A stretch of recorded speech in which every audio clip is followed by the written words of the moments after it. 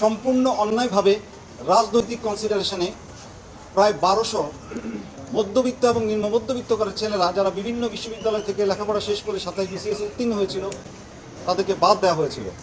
নির্বাহী বিভাগের এই বেআইনি সিদ্ধান্ত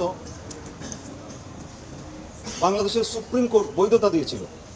আজ সেই রায়ের মাধ্যমে সে বৈধতাকে অবৈধ করে, সে আগের বৈধতাকে অবৈধ ঘোষণা করে আপিল বিভাগের রায় পুনর্বিবেচনা করে হাইকোর্টের রায় বহাল করা হয়েছে এবং আপিল বিভাগের আগের রায় বাতিল করা হয়েছে। আমরা এই যে 18 বছর ধরে এই আইনি লড়াইটা চালাচ্ছিলাম, এটা পৃথিবীতে একটা নজিরবিহীন ঘটনা যে এত বড় একটা অসংখ্য বিচারপ্রার্থী মানুষ 1200 জন প্রায় সুদীর্ঘ 18 বছর ধরে এই লড়াইটি চালিয়ে গেছে। আজকে বিচার বিভাগের, গতকাল আমরা আপনাদের সামনে বলেছি, বিচার বিভাগের যে ক্ষতিটা হয়েছিল, বিচার বিভাগের যে দায়টা রয়েছে, সেই দায় থেকে কিছুটা হলেও দায় মুক্তি হবে আজকের এই রায়ের মধ্য দিয়ে।